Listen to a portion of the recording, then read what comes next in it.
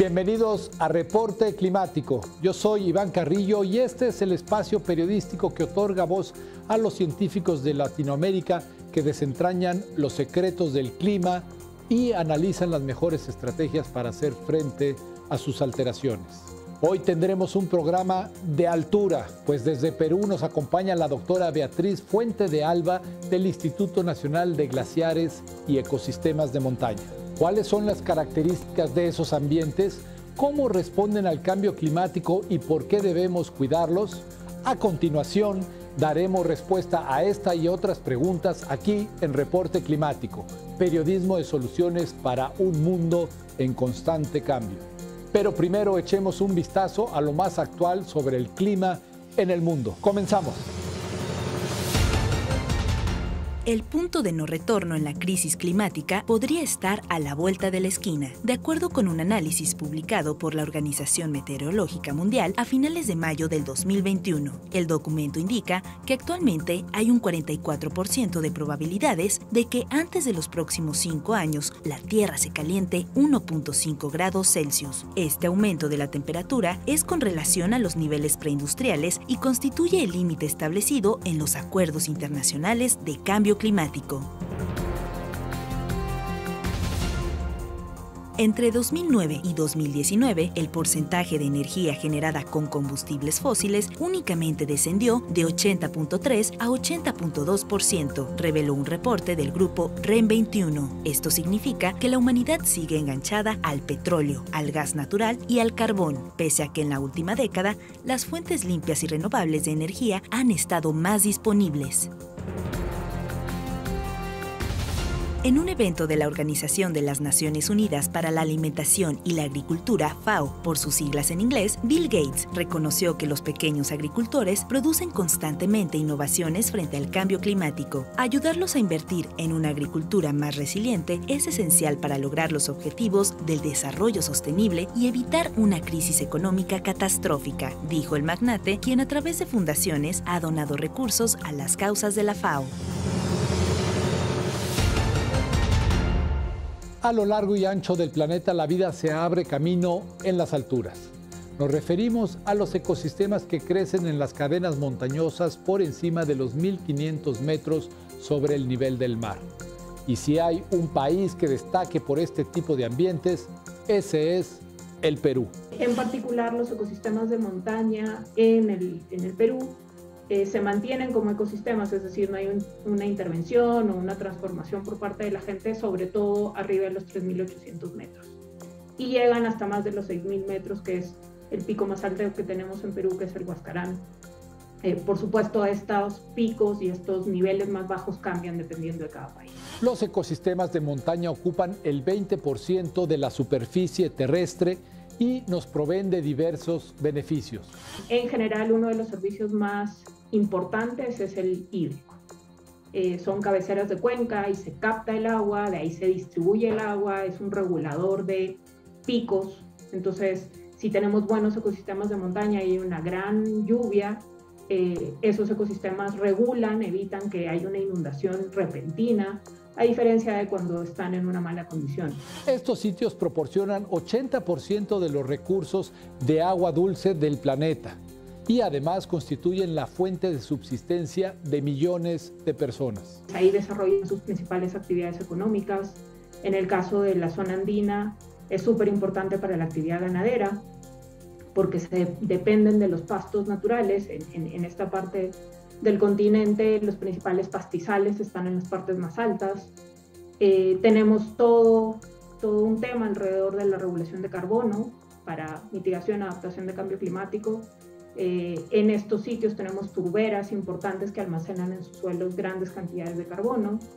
Y en fin, ¿no? Otro de los servicios más importantes son los servicios culturales que permiten todo lo que es turismo, ¿no? Esta belleza escénica que pueden tener las montañas, especialmente en zonas protegidas, es invaluable. De hecho, se calcula que el 12% de la población mundial vive en un ecosistema de montaña y otro 50% depende directa o indirectamente de ellos. Sin embargo, a pesar de su importancia, los ecosistemas se enfrentan una serie de amenazas que afectan el futuro de la humanidad. Las principales amenazas para los ecosistemas de montaña desde hace muchos años son las actividades extractivas humanas. En esta parte, en la zona andina, en las montañas se almacenan también grandes reservas minerales. Entonces la actividad minera transforma el paisaje y al transformarla elimina mucho de los ecosistemas que están presentes.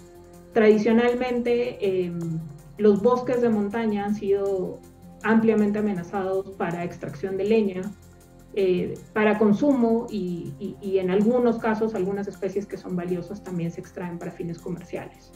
Entonces hay algunos temas de deforestación, depende de la gravedad de qué parte de la montaña estemos hablando, y en general este mal uso que se puede hacer de los ecosistemas de montaña. Aquí tenemos bosques, tenemos matorrales, tenemos estas zonas más de turberas, tenemos pastizales y depende del tipo de manejo.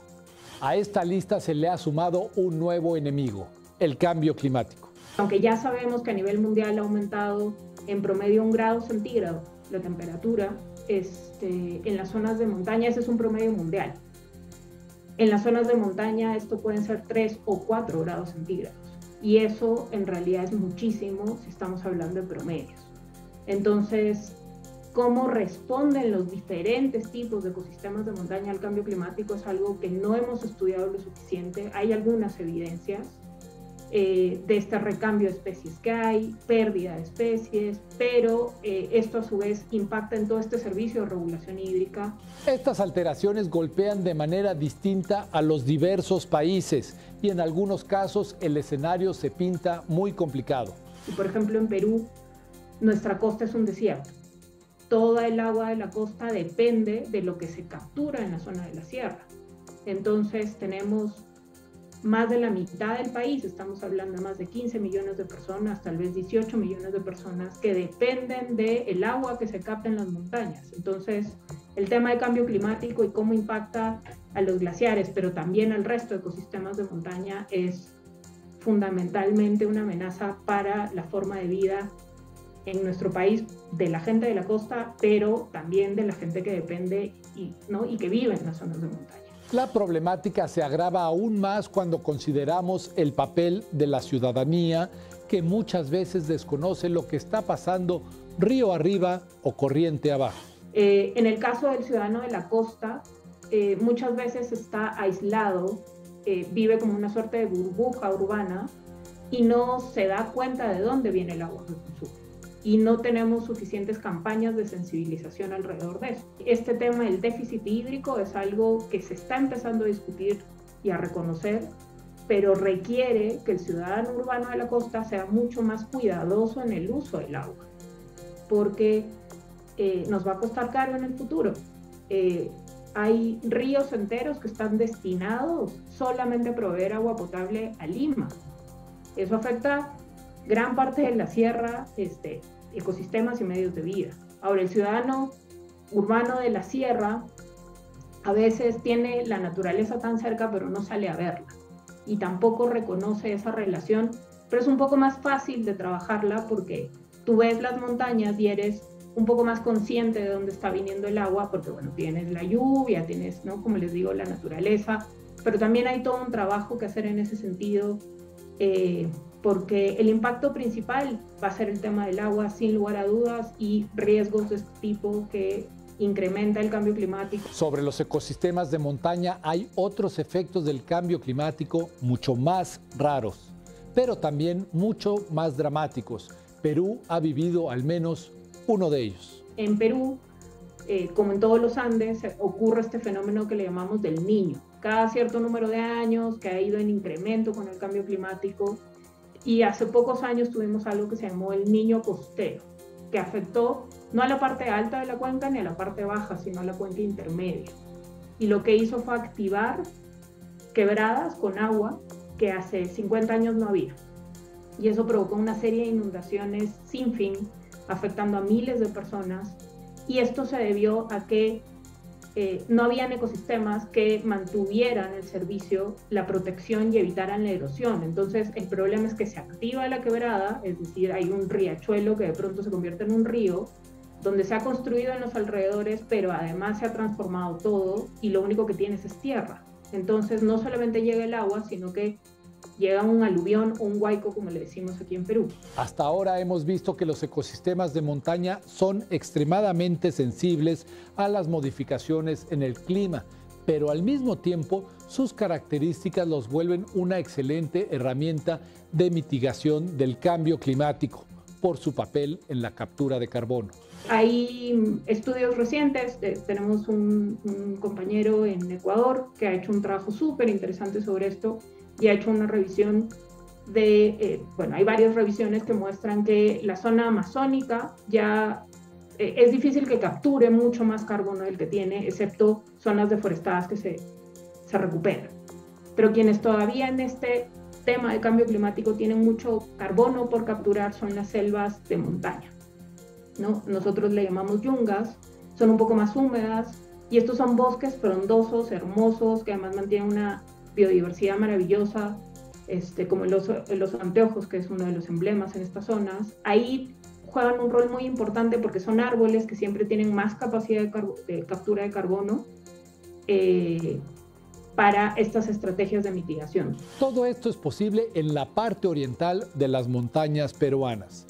Del otro lado, la historia es distinta, pero también con un gran potencial. Si pensamos en la vertiente occidental, los pastizales siempre son subvalorados, ¿no? Porque uno ve pasto, además en época seca tiene un color más parecido a tierra que a verde, entonces bien amarillento, pero en sus suelos logran capturar carbono, no en tasas tan importantes como un bosque, pero siguen siendo importantes en esta función de regulación climática y mantener las turberas, que ellas son almacén de carbono. Ahí lo que tenemos que hacer es evitar que se libere el carbono, más que capturar nuevo. Cumplen ese rol, pero es más importante asegurarnos que eso siga siendo un almacenamiento, ¿no? Es como evitar quemar un bosque. Hay que evitar que se emita más CO2 en estos espacios. Aún lejos de las montañas, todos podemos contribuir a la conservación de sus ecosistemas y al respecto Beatriz Fuentealba destaca 3 acciones. El poder principal que tenemos como ciudadanos es elegir bien, por ejemplo, productos en el mercado, ¿no? Esto no está exclusivamente en ecosistemas de montaña, no está tan remarcado, pero es importante tener conciencia de la selección, a veces incluso en la marca que uno compra, ¿no? Hay mucho desperdicio de recursos alrededor de la producción y hay muchas alternativas, no solamente orgánicas y de sello verde, sino hay mucho esta conciencia de comprar en mercados locales, ¿no? Y tratar de evitar, si tú tienes, no sé, manzanas que se cultivan en la zona, en lugar de comprar las importadas que vienen de muy lejos, ¿no? Ese tipo de acciones son súper poderosas y no están suficientemente propagadas, ¿no? En temas de ecosistemas de montaña, como digo, esta conciencia de dónde viene el agua y de no desperdiciar el agua es una acción bien importante pensando en generaciones futuras. Y, digamos, hay toda esta conciencia ambiental en relación a manejar mejor residuos sólidos, hacer reciclaje, cambiar focos a focos ahorradores. O sea, esto no es solo ecosistemas de montaña, estamos hablando de temas, el cambio climático no se controla solo en una región, hay que tener una estrategia siempre integral. Beatriz Fuentealba es realista y admite que estas estrategias no van a revertir del todo el cambio climático, pero sin duda nos dan la esperanza de un futuro mejor. El proceso del cambio climático ya está acelerándose. Ya las oportunidades que tuvimos de frenar esto a tiempo pasaron y nuestros países todavía no son capaces, y especialmente los países desarrollados, que son los que tienen el mando de la sartén, no están tomando las medidas que deberían. En el caso particular de las montañas en el Perú, el efecto más notorio, donde la gente se pone más triste, y obviamente no solo en el Perú, es la pérdida de glaciares. Pero hay toda una cultura andina que se ha creado, transformado, evolucionado en la montaña, y son también los primeros impulsores de medidas de adaptación ante estas situaciones. Entonces, son esa gente la que a mí me da optimismo. Son ellos los que en la vida cotidiana no necesariamente hablan de cambio climático, dicen están haciendo grandes investigaciones, pero en su día a día se adaptan a estas condiciones y son los que nos dan una ruta súper interesante de por dónde deberíamos ir, ya no necesariamente para frenar completamente el cambio climático, que hasta cierto punto no está en nuestras manos, sino en empezar a adaptarnos y generar estrategias que nos permitan salir adelante de lo que se viene. Muchas gracias por habernos acompañado en Reporte Climático, periodismo de soluciones para un mundo en constante cambio. Yo soy Iván Carrillo, nos vemos a la próxima.